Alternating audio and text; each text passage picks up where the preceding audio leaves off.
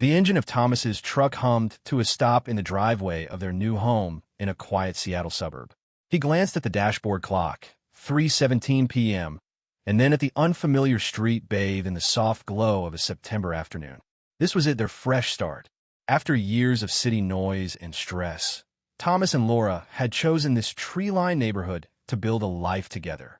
He turned to Laura in the passenger seat, her hands fidgeting with the strap of her bag, and offered a small smile. "We made it," he said, his voice warm but tired from the long day of moving. Laura returned a quick nod, her eyes scanning the street before she stepped out of the truck. Thomas followed, stretching his arms as he took in the calm surroundings. The houses stood in neat rows, their lawns trimmed, with kids' bikes leaning against fences. It was the kind of place where people waved to strangers, and for the first time in years, Thomas felt a flicker of hope. Maybe this move would bridge the quiet distance that had grown between him and Laura, a gap neither of them ever named but both felt. As they unloaded boxes from the truck, a boy's voice broke the silence. "Hey, need a hand?" A kid, no older than 10, stood at the edge of their driveway, balancing a worn-out bicycle. His sneakers were scuffed, and he held a wrench like he'd been tinkering with something. Thomas grinned, wiping sweat from his brow. "You offering to carry these boxes, kid?" The boy laughed, shaking his head. "Nah, but I can fix that wobbly wheel on your trailer if you want. I'm Aiden, by the way. I live next door."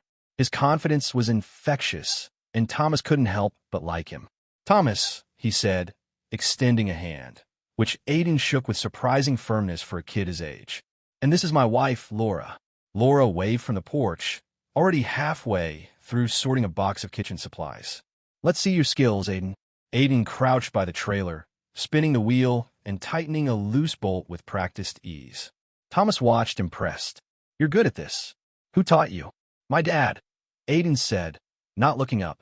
"He's in a wheelchair now, but he used to fix cars. Says I got his hands."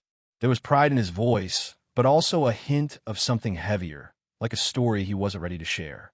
Thomas didn't press. Instead, he handed Aiden a water bottle from the cooler in the truck. "Well, you've got a knack for it. Thanks for the help." Aiden grinned, taking a swig. "No problem. You're cooler than the last guy who lived here." He yelled at me for riding my bike too close to his grass. Thomas chuckled, already feeling a connection with the kid. Helping Aiden felt good, like a small piece of the life he'd always imagined. Maybe not as a father, since that door was closed for him and Laura, but as someone who could make a difference. That evening, as Thomas and Laura unpacked in the fading light, Aiden's words lingered in Thomas's mind. The move was supposed to be their reset, a way to move past the strain of failed fertility treatments and the unspoken weight of their childless marriage. Laura had been his rock through it all, insisting their love was enough. But lately, her smiles felt forced, her silences longer. Thomas pushed the thought aside, focusing on the promise of a new beginning. The next few days settled into a rhythm. Thomas left early for his job at a logistics firm, navigating the morning traffic while Laura stayed home, organizing their new space. She seemed energized, humming as she arranged shelves or planned small projects for the house. Thomas was glad to see her like this, hoping the move was working its magic. But on the third afternoon, as he pulled into the driveway earlier than usual, he noticed something odd. A black sedan was parked across the street, its engine idling. The driver, a man with broad shoulders, glanced toward Thomas's house before pulling away. Thomas frowned, his gut tightening. It could have been nothing, a delivery guy, a neighbor, but the way the car lingered felt wrong. He didn't mention it to Laura that night. She was in the kitchen, chopping vegetables for dinner, her movements quick and precise. "Good day?" she asked, not looking up. "Yeah, just long," Thomas replied, watching her. "You see anyone stop by today? Like a neighbor or something?" Laura's knife paused for a split second before resuming. "Nope, just me and the boxes," she said, her tone light but clipped. Thomas nodded, but the unease from earlier clung to him. The next day, Aiden was back, this time kicking a soccer ball in his front yard. Thomas, taking a break from painting the garage, called out, "You trying out for the team, or just showing off?" Aiden grinned, dribbling the ball toward him. "Want to play? But I can score on you." Thomas laughed, setting down his paint roller. Big talk for a kid. They kicked the ball back and forth, Aiden's energy pulling Thomas into the moment. As they played, Aiden glanced at Thomas's house, then back at him.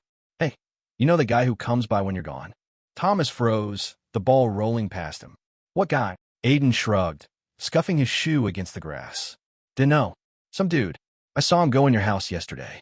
Thought he was like a friend or something. His tone was casual, but the words hit Thomas like a punch. He forced a smile, keeping his voice steady. Probably just a delivery guy. Did he have a uniform? Nah, Aiden said, squinting as if trying to remember. Just a regular guy. Had a key, though. Went right in. Thomas's heart thudded. A key? Laura hadn't mentioned anyone visiting, let alone someone with access to their home. He ruffled Aiden's hair, playing it cool. Thanks for the heads up, kid. Want to finish this game? Aiden nodded, but Thomas's mind was elsewhere. That night, as Laura slept, he lay awake, staring at the ceiling. The black sedan, Aiden's comment, Laura's quick dismissal, it all swirled in his head. He wanted to trust her, to believe there was a simple explanation. But the knot in his stomach told him otherwise. Tomorrow, he'd find out for himself. Thomas woke to the faint hum of his alarm, the early morning light filtering through the blinds. It was 5:45 a.m., and the Seattle suburb outside was still cloaked in pre-dawn quiet. He rolled out of bed, careful not to wake Laura, who slept soundly, her breathing steady. The unease from yesterday, Aiden's offhand comment about a man entering their house, the black sedan idling across the street. Gnawed at him. He wanted to shake it off, to trust Laura's quick dismissal, but the knot in his gut refused to loosen. As he laced up his boots for work, he made a decision. He needed proof. At the logistics firm, Thomas's day dragged. He shuffled through delivery schedules, his mind elsewhere. By noon, he couldn't focus. He slipped out during lunch, driving to an electronics store to buy a small, discreet security camera. The clerk showed him a model with motion detection and cloud storage, perfect for catching anything unusual. Back home, under the guise of trimming branches, Thomas climbed a ladder and secured the camera in the oak tree across from their front door. Its lens was angled to capture anyone approaching the house. He tested the feed on his phone, the image crisp and clear. If someone was coming by, he'd know. That evening, Laura was in the kitchen, stirring a pot of soup, when Thomas returned. Long day, she asked, her voice light but distracted, her eyes fixed on the stove. Same as always, Thomas replied, watching her closely. Her movements were quick, almost mechanical, as if she was avoiding his gaze. You get up to anything today?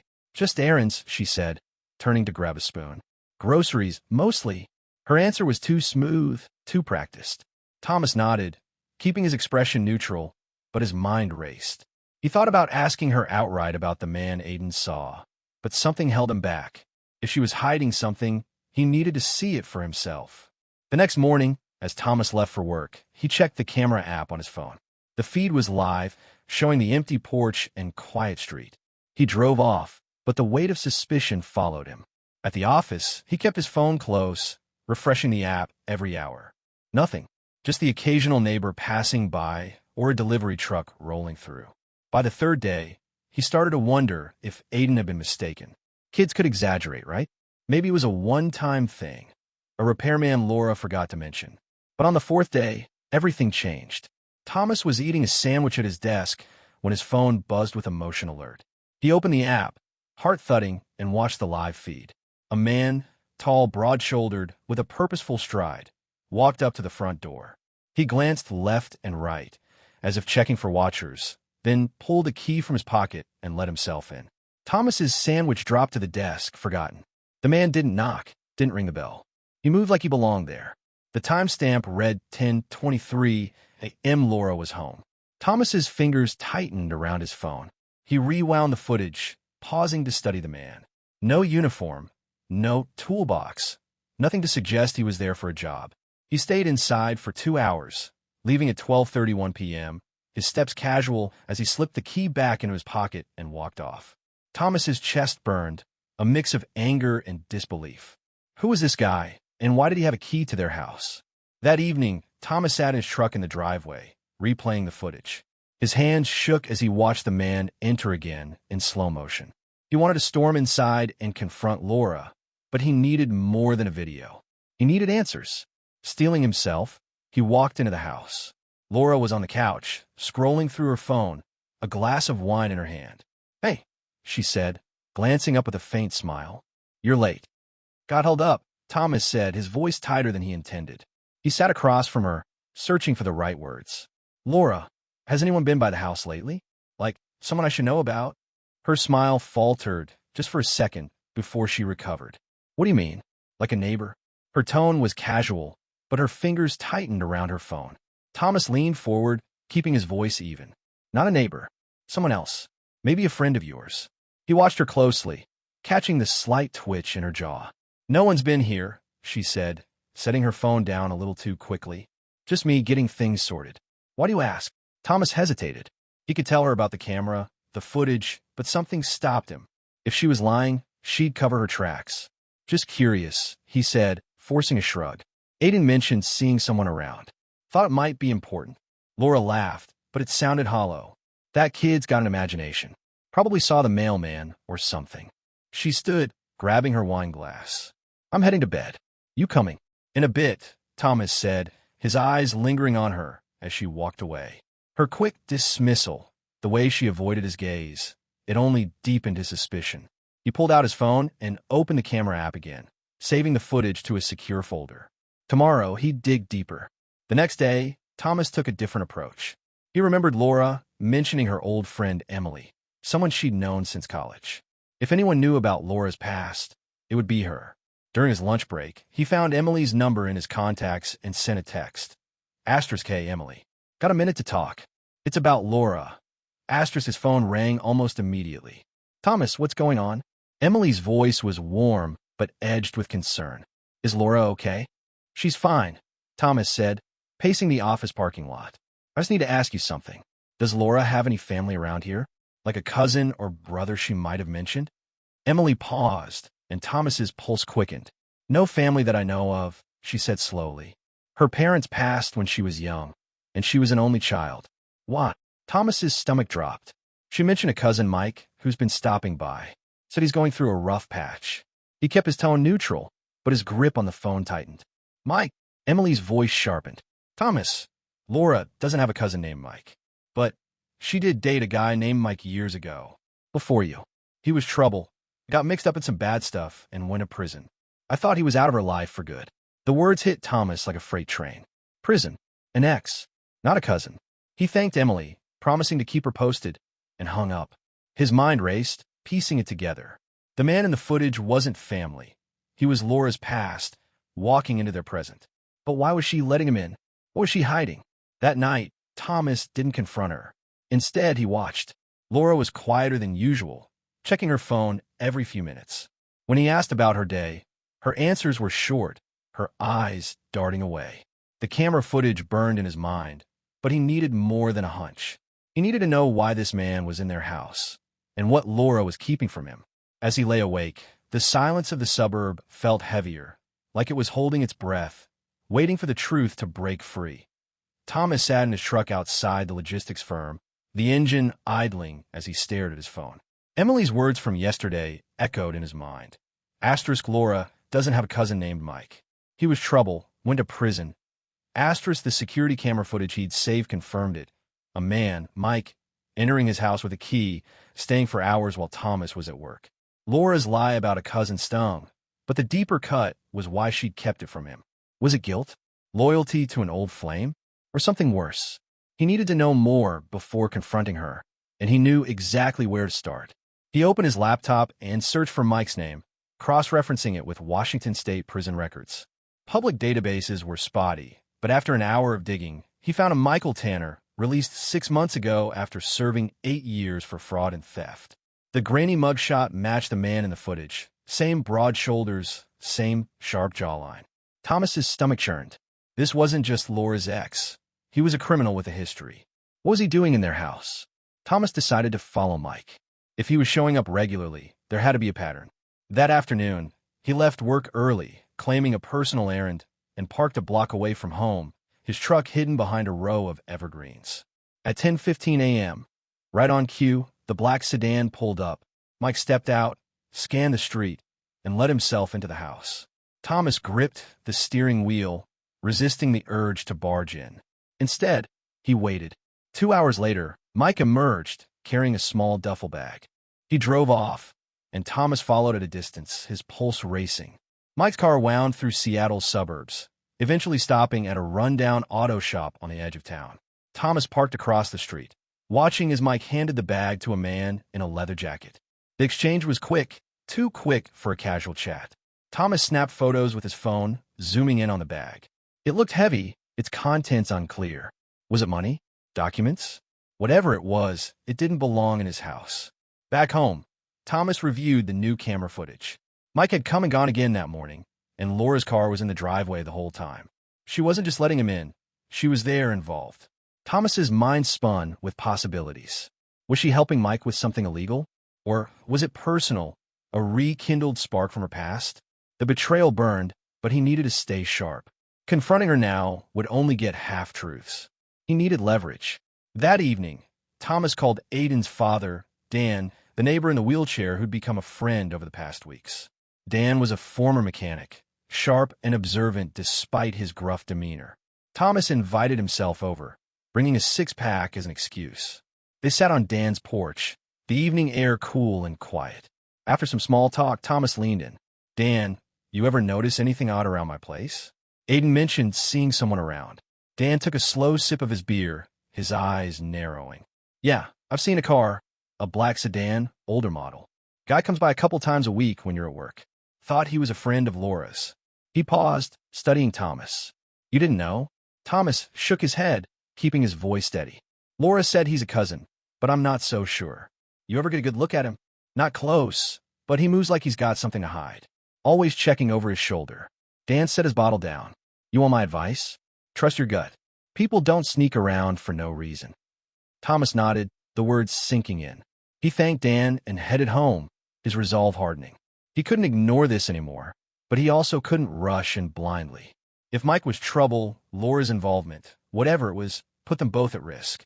He needed to know the full scope. The next day, Thomas took a bolder step. He called Emily again, this time asking about Mike's past with Laura. Emily hesitated, her voice tight. They were serious in their early 20s. Mike was charming but reckless, always chasing quick money. When he got arrested, Laura was devastated but moved on. I thought she'd cut contact completely. She paused. Thomas, be careful. He's not the type to just visit.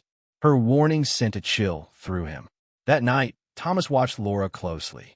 She was jumpy, checking her phone constantly during dinner. When he asked about her day, she gave vague answers, her hands fidgeting with her fork. Just busy, she said, avoiding his eyes. Thomas didn't push, but he made a plan. He'd invite Mike over, play it friendly, and see what slipped. If Laura was caught off guard, she might reveal something. The next morning, Thomas texted Laura from work. K, why don't we have your cousin Mike over for dinner tonight? Be nice to meet him. Her reply came after a long pause. Sure sounds good. I'll let him know. The delay, the curt response. It only fueled his suspicion. He spent the day preparing, setting up a small audio recorder in his pocket. If Mike or Laura said anything incriminating, he'd have it on tape. That evening, Mike arrived at 6:30 p.m., his black sedan parked in the driveway. Laura greeted him at the door, her smile tight. Thomas, this is Mike, she said, her voice strained. Mike offered a handshake, his grip firm, but his eyes guarded. Good to meet you, man, he said, his tone too smooth. Thomas nodded, forcing a smile. Likewise. Laura's told me, well, not much, actually. Looking forward to catching up. Dinner was tense. Laura picked at her food, her laugh forced whenever Mike spoke. He talked vaguely about starting over after a rough patch, avoiding specifics. Thomas kept the conversation light, probing gently. So, Mike, what brings you around so often? Laura said your family, but she's been pretty quiet about it. Mike's fork paused midair, and Laura coughed, reaching for her water. Just catching up, Mike said, recovering quickly. Been a while, you know. Laura nodded, too quickly. Yeah, we lost touch for years. Just trying to help him out. Thomas smiled, but his mind was racing. Their answers were rehearsed, their glances too coordinated. He changed the subject, keeping them off balance. As the night went on, Mike grew looser, mentioning a business opportunity he was working on. Nothing big, just some deals, he said, his eyes flicking to Laura. She shifted in her seat, her fingers twisting her napkin. After Mike left, Thomas played back the recorder in his truck. The audio was clear, but nothing concrete, just vague hints about deals and Laura's nervous silences. It wasn't enough, but it was a start. He looked at his house, the place he'd hoped would be their sanctuary, and felt a cold resolve. Mike was no cousin, and Laura was lying. Whatever they were hiding, he'd uncover it. And soon, Thomas woke with a jolt, his phone buzzing on the nightstand. It was 6:03 a.m., and the Seattle suburb outside was still dark, the quiet broken only by the faint chirp of early birds. The dinner with Mike last night had left him on edge. Laura's forced smiles, Mike's vague talk of deals, the way their eyes darted when Thomas asked about their connection. The audio recorder in his pocket had captured nothing solid, just enough to deepen his suspicion. Mike wasn't a cousin, and Laura was hiding something big. Today, he'd push harder. He checked the camera app before heading to work. No new alerts, but the footage from yesterday showed Mike leaving with that same duffel bag, his movements quick and deliberate. Thomas's mind raced. The bag, the auto shop, Mike's criminal record, whatever was happening, it wasn't innocent. He needed to know what Laura was tangled up in, and he couldn't wait any longer. At the logistics firm, Thomas struggled to focus, his thoughts consumed by the puzzle. During a break, he called Dan, Aiden's father, who'd proven to be a sharp observer. Dan, I need a favor, Thomas said, keeping his voice low. That guy I mentioned, the one coming by my place, he's not who Laura says he is. I followed him to an auto shop yesterday. Looked like he was dropping something off. You know anything about that place? Dan's tone was grim. The shop on 15th? That's no good, Thomas. Word is at the front for some low-level crooks, money laundering, maybe worse. If your guy's mixed up there, you need to be careful. Thomas thanked him, his jaw tightening. Money laundering. The duffel bag. Laura's lies. The pieces were starting to fit, and the picture was ugly. Thomas left work early, determined to catch Mike in the act. He parked 2 blocks from home, his truck tucked behind a delivery van, and waited. At 10:47 a.m., the black sedan rolled up. Mike stepped out, scanned the street, and let himself into the house. Thomas's blood boiled, but he stayed put, snapping photos. This time, Mike left after only an hour, the duffel bag slung over his shoulder. Thomas followed again, tailing him back to the auto shop. The same man in a leather jacket met Mike, taking the bag with a nod before disappearing inside. Thomas's phone buzzed, a text from Laura, running errands, back later. He stared at it, his suspicion now a certainty. She was covering her tracks. Back home, Thomas checked the camera footage. The app showed Mike entering and leaving, but something new caught his eye. Laura's car pulling out 10 minutes after Mike arrived, then returning just before he left. She wasn't home during his visit. Was she avoiding him? Or was she part of whatever he was doing? Thomas's chest tightened. He needed to confront her, but first, he needed to understand stakes. He spent the afternoon digging deeper, searching online for more on Michael Tanner. A local news article from a year ago mentioned his early release due to overcrowding, with a warning that he'd been linked to a Seattle-based crew involved in small-time fraud. Thomas's heart sank. If Laura was helping Mike, she could be in over her head, or worse, willingly involved. He couldn't let this go on. That evening, Thomas set a trap. He texted Laura, *, let's have Mike over again tomorrow.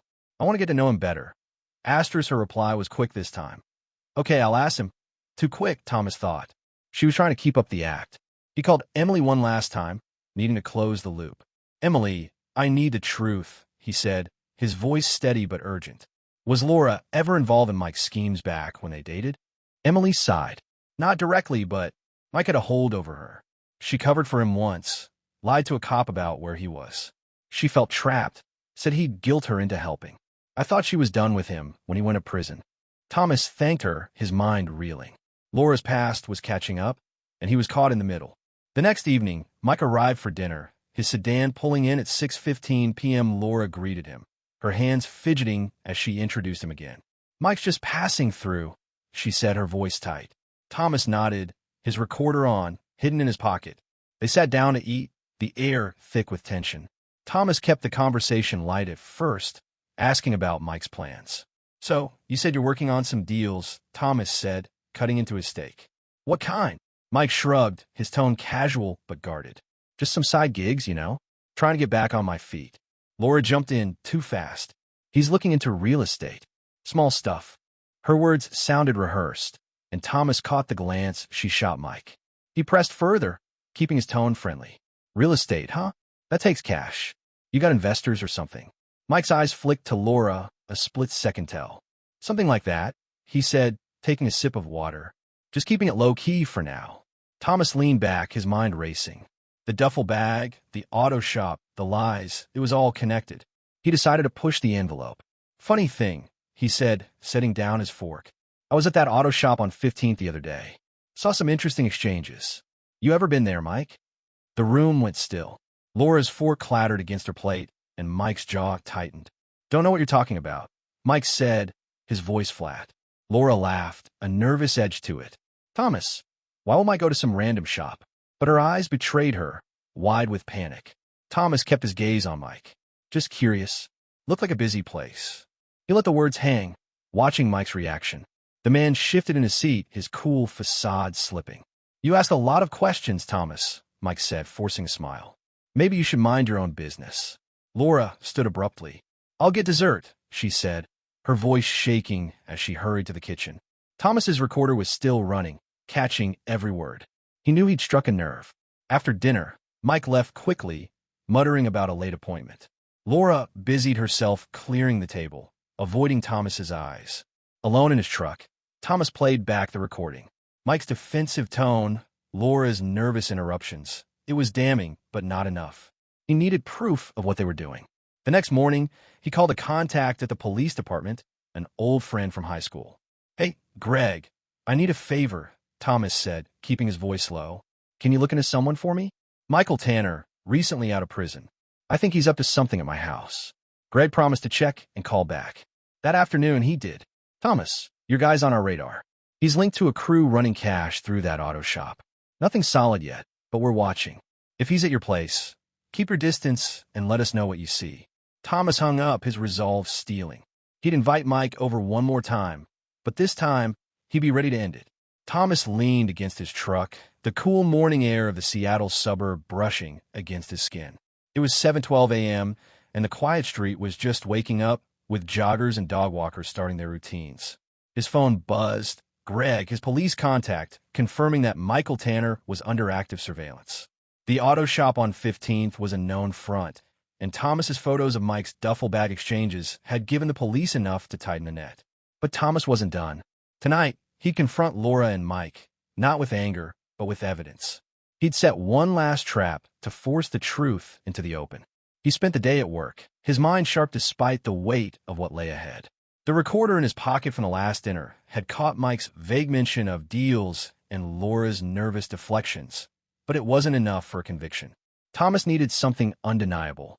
He texted Laura, *, let's have Mike over tonight. One last catch-up? *, her reply came after a tense pause. Sure, I'll ask him. The hesitation confirmed she was nervous, and Thomas knew he was close. That afternoon, he met Dan, Aiden's father, on his porch. Dan's sharp eyes studied Thomas as he explained his plan. I'm bringing Mike back tonight, Thomas said, keeping his voice low. I've got a recorder, and the police are ready to move if I can get him to slip up. You see anything odd today? Done no det. That sedan was here again this morning, about 10:30. Guy went in, left with a bag. Same routine. He paused, gripping his wheelchair's armrests. You sure you want to play this game, Thomas? These types don't mess around. I'm sure, Thomas replied, his jaw set. Laura's in this, willingly or not. I need to know why. Dan gave him a hard look, but nodded. Aiden thinks the world of you. Don't get yourself hurt. Back home, Thomas checked the camera footage. Mike had indeed stopped by, his visit brief but purposeful, the duffel bag in hand. Laura's car was gone during the visit, just like before. Was she avoiding him? Or was she delivering something elsewhere? Thomas's stomach twisted, but he pushed it down. Tonight would end this. At 6:45 p.m., Mike's sedan pulled into the driveway. Laura opened the door, her hands unsteady as she let him in. Good to see you again, Mike, Thomas said, his voice calm but firm, shaking his hand. Mike's grip was tight, his eyes wary. Yeah, man, didn't expect another invite so soon, he said, forcing a chuckle. Laura hovered nearby, her smile brittle. Dinner started quietly, the clink of forks filling the tense silence. Thomas steered the conversation carefully, circling back to Mike's business. So, Mike, those deals you mentioned, any progress? He asked, cutting a piece of chicken. Mike shrugged, glancing at Laura. Slow going, but it's coming together. Laura jumped in too quickly. He's just exploring options, Thomas. Nothing's set yet. Thomas nodded, then leaned forward, his tone casual but pointed. Must be tough, getting back on your feet after prison. That auto shop on 15th. Heard it's a good spot for opportunities. Mike froze, his fork halfway to his mouth. Laura's glass hit the table with a thud. What's that supposed to mean? Mike asked, his voice low, eyes narrowing. Just something I heard, Thomas said, holding his gaze. Saw you there the other day, actually. Handing off a bag. Looked important. The air thickened, Laura's breathing audible. She laughed, a sharp, nervous sound. Thomas, you're being paranoid. Mike's not. Laura, Thomas cut in, his voice steady but cold. I know he's not your cousin. I talked to Emily. I know about his record, the fraud, the time in prison. So why's he here, in our house, with a key? Laura's face drained of color, her hands trembling. Mike leaned back, his cool facade cracking. You've been busy, haven't you? He said, his tone edged with menace. Thomas didn't flinch. Busy enough to know you're using my house for something dirty. What's in the bag, Mike? Cash. Something worse. He pulled out his phone, the camera app open, showing a still of Mike at the auto shop. The police are interested, by the way. Laura gasped, her hands covering her mouth. Thomas, stop. It's not what you think. Her voice broke, tears welling. Mike stood, his chair scraping. You're out of your depth, man. Walk away from this. But Thomas held his ground, the recorder still running in his pocket. Tell me the truth, Laura, he said, turning to her. Now. She broke down, sobbing. He threatened me, she stammered. Mike showed up a month ago, said he needed a place to store some things. He said if I didn't help, he'd tell everyone about my past, how I covered for him once. I was scared, Thomas. I didn't want to lose you. Mike's eyes darted to the door, but Thomas stepped in his path. You're not going anywhere, he said, his voice like steel. Mike sneered, but before he could respond, Thomas's phone buzzed. A text from Greg. Asterisk, we're outside. Got your signal. Asterisk, Thomas had sent the live audio feed to Greg before dinner, just in case. He opened the door, and two officers stepped in, badges flashing. Michael Tanner, you're under arrest for suspected money laundering, one said, cuffing Mike's wrists. Mike glared at Laura, who shrank back, tears streaming. Laura, you need to come with us too, the second officer said. We need your statement. She nodded, her shoulders slumped, and followed them out. Thomas watched, his heart heavy but resolute. The betrayal cut deep, but he'd done what was right. Weeks later, the neighborhood was quiet again. Mike was charged, the auto shop raided, and Laura, after giving a full statement, avoided jail but left for her parents' house, promising to rebuild her life. Thomas stayed, finding solace in routine. Aiden still came by, kicking his soccer ball or asking for help with math. One afternoon, Dan joined them, rolling onto Thomas's driveway. You did good, kid, Dan said, his voice gruff but warm.